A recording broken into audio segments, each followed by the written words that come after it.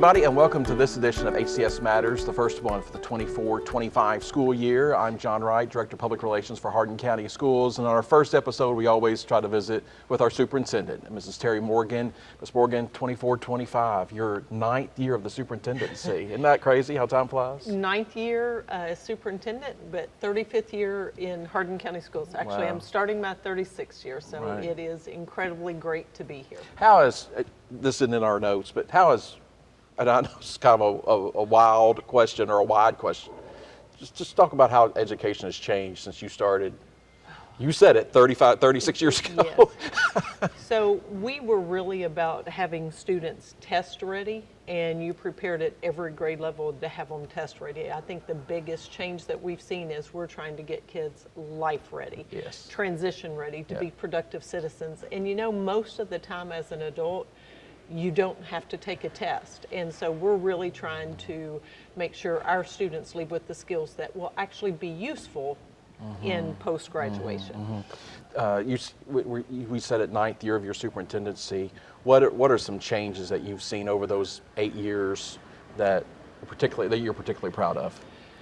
The biggest thing is we are asking more input from our teachers, from our staff, from our child nutrition workers. You know, we're here at Central Hardin High School in the cafeteria, and those ladies were present, and maybe an occasional gentleman, to talk about the best setup for the cafeteria. And before, we had a group of people in a room, and we weren't asking their opinions, but they're the ones who have to make it work. That's right. Same thing with teachers. You know, we are doing our portrait of a learner, but we've been getting input not only from our teachers, but from community members, because they know what they want our graduates to be able to do when they leave us in high school. Yeah, as Ms. Morgan alluded to, we're at Central Hardin High School in the new part, as we say. We're in the new cafeteria. It's not open to students yet when we're taping this. Hopefully, it will be after the Labor Day break. But we're sitting in a brand new environment. And Ms. Morgan, that's something that you're not going to give yourself credit for because you're too humble. But we've had a lot of facility updates in these 9 years, haven't we? It is incredible. As I go through our state and across other states, I look at every school and I look at their facilities, and I will tell you, Hardin County is so positioned to continue to have great facilities. And it's not just about the facilities, it's the pride that people have when they walk into those facilities. And our board has been so forward-thinking in preparing our facilities. So Central Hardin is one. We'll be starting a new elementary school in the north end of the county to replace North Park, which is an early childhood center.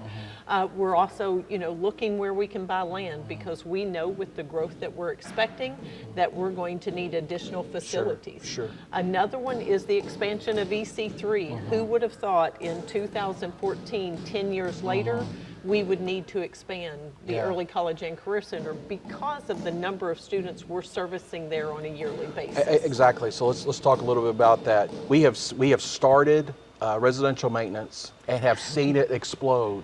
We have started criminal justice and seen it explode. Just talk about the innovative pathways. I mean, our students have such an advantage. Oh, absolutely. But that again is where we've reached out to the community and said, what is it we need in our community to stay as a vibrant community? And they were like, we need people who can do the trades. Not everybody is going to college, and because I know what we're paying for the trades to be done here, I can tell you our students who go into those pathways are not just going to make a living wage, they are going to surpass what the average wage income is in the state of Kentucky by going into those trades. And of course we have our college track, and those students will do incredibly well, but we want to make sure we have the variety that our community needs. Our criminal justice pathway, we are struggling to fill SRO positions, school resource officer positions, but also our police departments are struggling to fill their positions. So, and that the criminal justice pathway isn't only about police officers, but attorneys, prosecutors, all of that in there.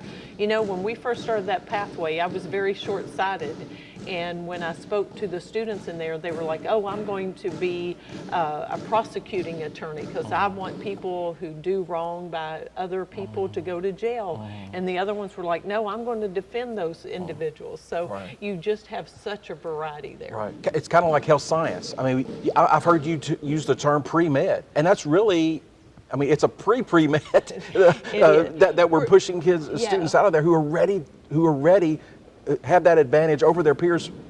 Well, hopefully get them into medical school. Yeah, we're calling that the pre-med academic track, and what we mean by that is we have so many classes they can take while at our early college and career center.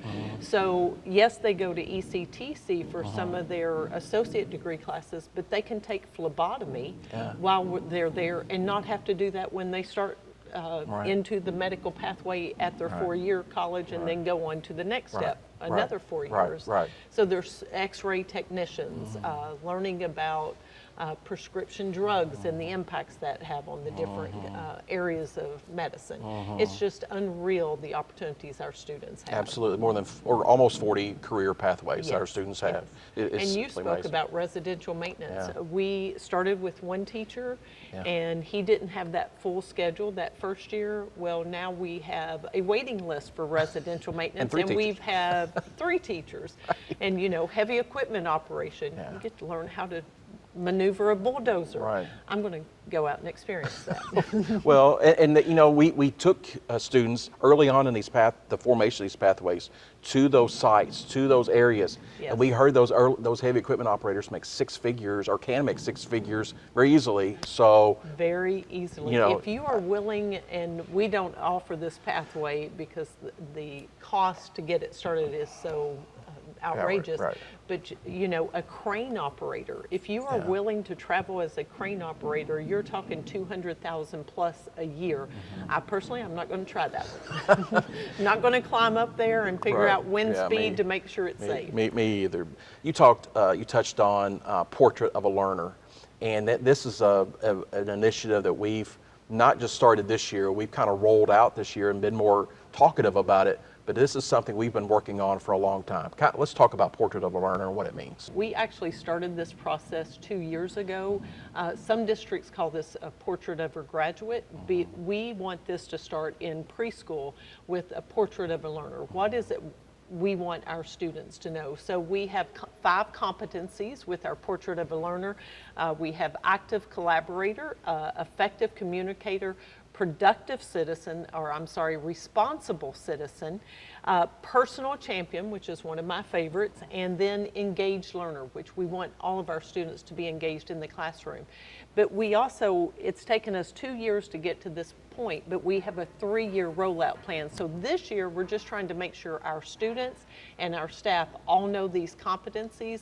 Then we'll roll out the next 2 years of students showing us what they have learned about each of these and how these will carry over, not only in school, but in their life outside of school. And these really are the basis of our monthly, and we're giving 5, one for each competency, at our board meetings each month. This really kind of rolled into our HCS Difference Maker Awards. So talk about how those two are kind of working hand in hand. So in order to get the vocabulary out about the competencies, and again, these are so important, it's because what our staff, what our community, what our business owners have said, this is what we want. So we know these are important, they're not just words. They carry weight behind them because it shows what our students are able to do.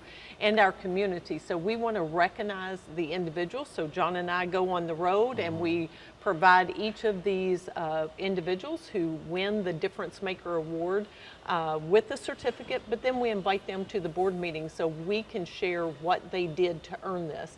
And so we recently had an engaged learner with Rhonda Stevens at our central office. She went back and learned a whole system for the substitute coordinator hotline to be able to make that more efficient for our staff. As a result, we have less unfilled vacancies, but she did that on on her own. So we presented her with the engaged learner. We have active collaborator, you know, Jaron Morning, I believe. He works so closely with the community that we gave him the active collaborator. So each month I'm excited to see the different ways people write that up and use this vocabulary. One thing that we've talked about is we're going to give our students the opportunity to nominate not only a friend, but someone in their middle school or high school that is really doing more and going above and beyond. And they can nominate community members, especially we have several co-op internship experiences. So when those students go out and see something great happening in the community, they can fill out your form, and then we can recognize those selected for our Difference Maker Award. So again, it brings in that student voice as well. Absolutely, great idea on how to do that. But talk about in its infancy, we really, again, sought community input on those competencies. I mean, those aren't just 5 things we made up. No. Those came from community conversations. In fact, 2 or 3 of them conversations. Oh, absolutely. We sat, and believe it or not, people argued. They had to put different things in priority order. So we created this together. And of course, we know how valuable the work ethic certification has been in Hardin County. So when you see the profile of a learner, you're going to see all aspects of that work ethic certification in these 5. And so we're not doing away with the work ethic certification. We are updating some of the vocabulary with that. And again, our community members, one that they felt really passionate about was the personal champion. They want students to be able to advocate for themselves. If something's not right, you say something. We've been saying that for years, but they wanted to put the vocabulary with it. You be a personal champion for yourself, and you make something great happen for yourself. Don't wait for other people to do it for you. So I thought that was just really neat how they came up with that one and the importance behind it. Would you say it's kind of the things that, you know, I don't know that you and I probably were. We went to faith-based schools, but a lot of these are things that we really didn't learn in school. We learned at home. But these things are kind of, I mean, we've got to lay that foundation in our school system. Oh, you're exactly right. Another one is the effective communicator. Unfortunately, you know, our students believe the way to communicate is through a text message or to watch TikTok videos to see what's happening. And I'm like, no, enjoy what's happening right in front of you. Instead of watching other people live their lives, you have your life. And so that effective communicator, that is another one that all of the adults in the room said this is really, really important. And they said even as adults that in the workplace they're having difficulty with that. So again, these are not just words. We plan to put these into action. And again, this first year is just about getting the vocabulary out so that people can recall them just like this, and then start living that vocabulary in the classrooms and outside the classrooms. Yeah, and there's a communication plan behind it. I mean, each competency has a color, and you're going to see those they're like hexagons. You're going to see those all over the place. Absolutely. So talk about all over the place, and we talked about a little bit about expansion, but a new West Hardin is coming soon. Hopefully, that has been a process in and of itself, but hopefully we break ground. Hopefully this fall sometime soon. Well, we've taken bids, and they are working on a road. So if you go down 62, you're going to see a road right off of that highway that comes. You have Cecilia Valley here, and you have to go down that road, but this road right here is, and I believe that's 62. You're going to see that entranceway, and once we get all the groundwork, dirt work finished, you're going to see that building coming up out of the ground. The neat thing about this, it is going to be a replica of East Hardin Middle School. Our board is very passionate about making sure we save money whenever possible. So by using the same design, that actually saved us millions of dollars. And so with the inflation that we're seeing, with the trades and materials and everything, any penny that our board can save, they want to make sure we do that to make sure we're good savers of the taxpayer dollars. Right. Our board, I don't think gets enough credit for what they do. Our board is very meticulous. Our board is very detail-oriented. They're not micromanagerial, but their first and foremost thought is students, staff, and community taxpayer, and that goes into every decision they make. And the thing I love about our board first is you're exactly right. It is students. Yes. You know, we took on gaming, and I know a lot of people are like, we're actually teaching kids how to play video games, but there are competitions with that, and it is a skill set and critical thinking that is required. And our board was like, well, it's not an athletic, but it's just as important for this group of students. So they want to make sure that we have possibilities and activities for all students in Hardin County schools. But our board, you're exactly right. We have a noon meeting every month. It's supposed to be during the lunch hour. Most of them last 2 to 3 hours, and then we come back in the evening for a second meeting. And we've talked about maybe possibly filming that noon meeting so that the public can see a lot of conversation that happens, and it's not always it's always respectful, but sometimes it's very difficult conversations because you have differences of opinion and the best way to go about things. And again, those conversations are making sure that they are great stewards of the tax dollars and then that they are putting students first. Right, absolutely. And then of course, you know, they want to make sure they're showing respect and appreciation to our staff members. Yes. This past year, thanks to the contribution of our legislators, we are able to give a raise to all of our employees in the district. And that is just to stay competitive with what's happening.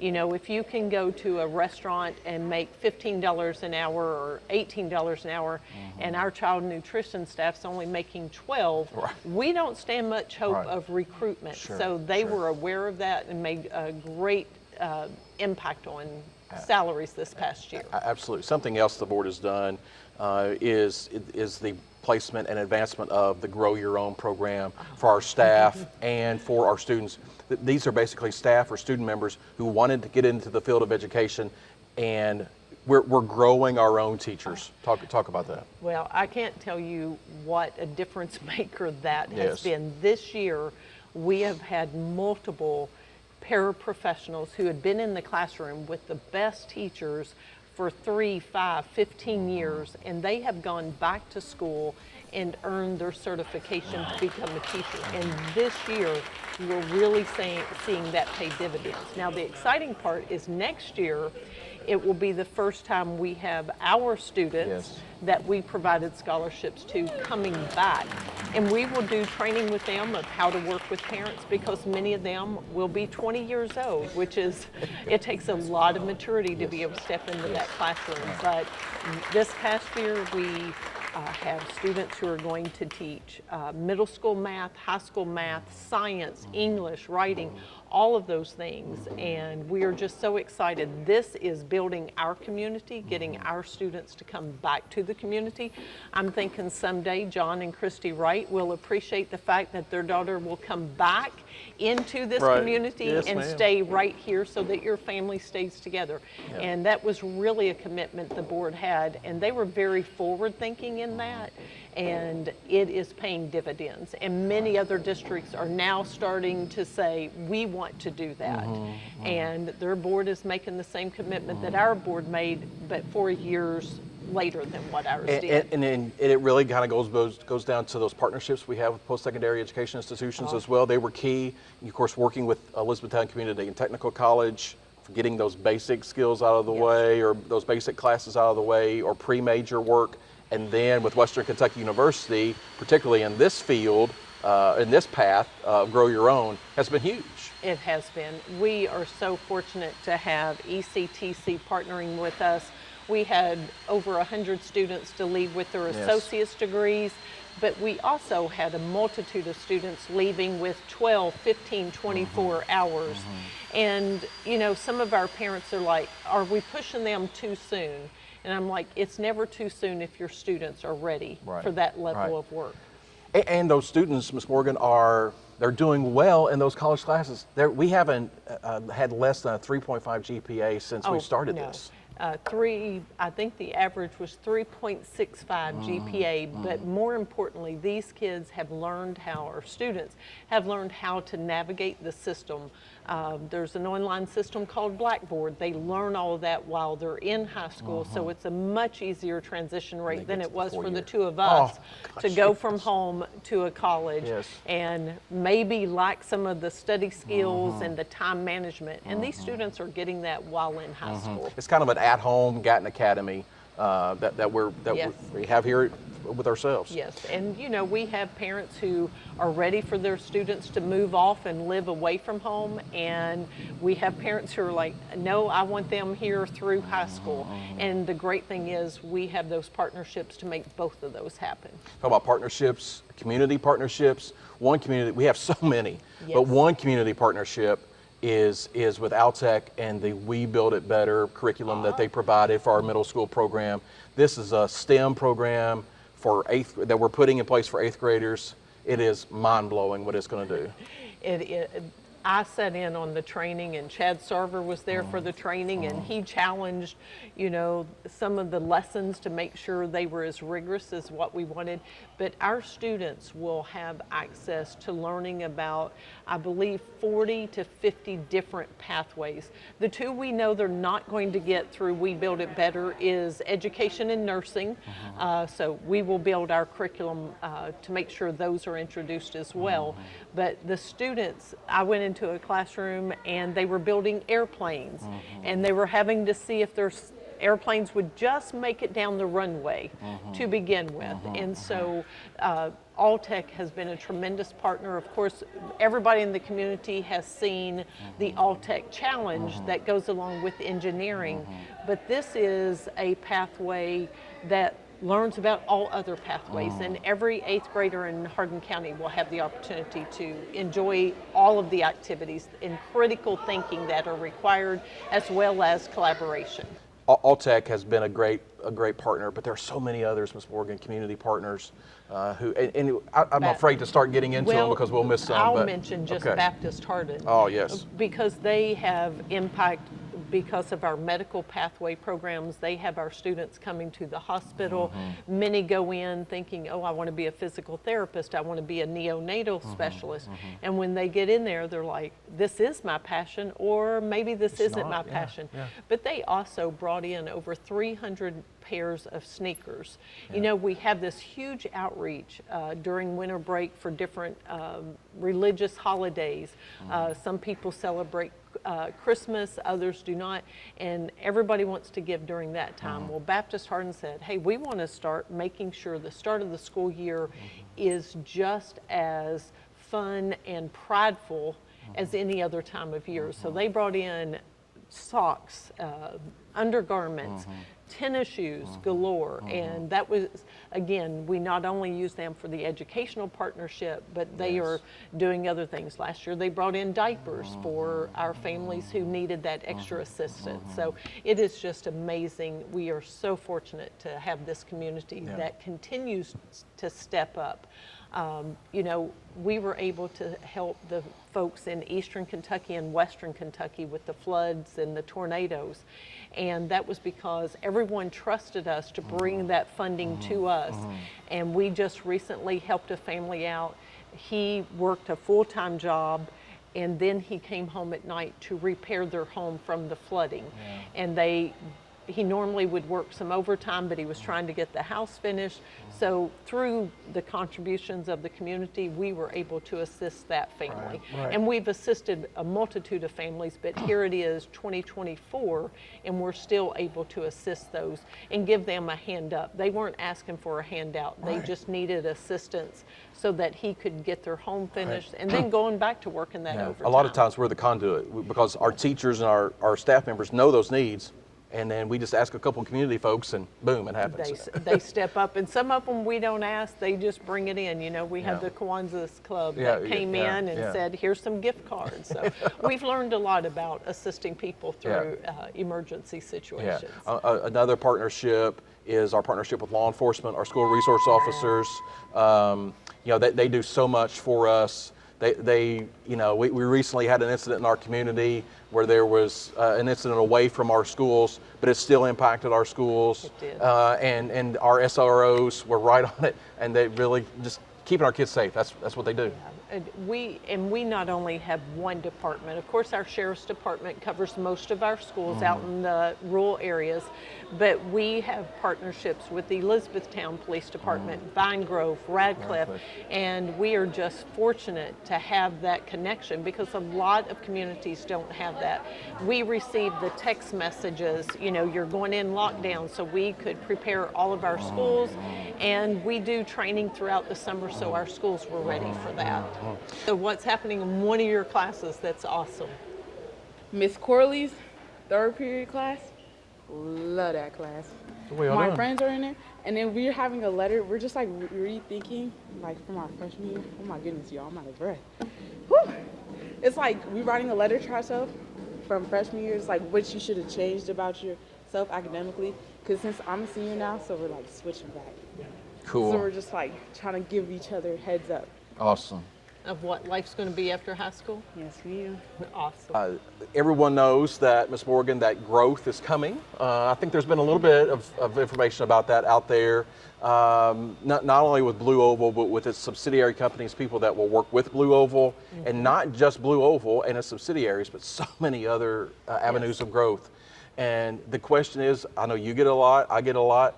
What are you all doing? Well, we can't really do anything until they show up, right? The state says they have to be here. And, I know people get upset about that, but so many things can change and there's so much uncertainty. A lot of people refer back to the BRAC when the military was going to send 12,000 families here, and it ended up being about 5,000. Yeah. So if we had built all of those schools, we would have had, about 12 years of having some empty buildings. Yeah. And so I understand why the state does that. And even with this growth, where people are going to live is still in question. So we continue to build schools in the order that they're on our district facilities plan. And we continue to work to make sure we are making the best decisions. But, where we're going to be in 10 years is very interesting, and people find this hard to believe, but our enrollment was actually on the decline. And so these industries moving in has given us the opportunity to get back to where we were 2018, 2019 school year. And we know that there will be continued growth. It's just a matter of where those students are going to reside, right, how far out into the community, how close to town. Right. So we are watching that, but we do have a process for determining where and when we build buildings. So we're running out of time, and there's so much more we'd like to talk about. But 2024, 25 is going to be a fantastic school year, not just because of these initiatives we've talked about, but because of the people that are in our buildings. We have just an amazing group of folks. Yeah. We started Orton Gillingham training, which is a phonics program with our elementary school teachers, and went on to morphology. Our middle schools, we've adopted a math curriculum. We have the We Build It Better curriculum. So we talked a lot about high school, but we have all of these things happening. Even our cradle school, we want them in at the very youngest, having parents to come in. So we have cradle schools at all areas of our district.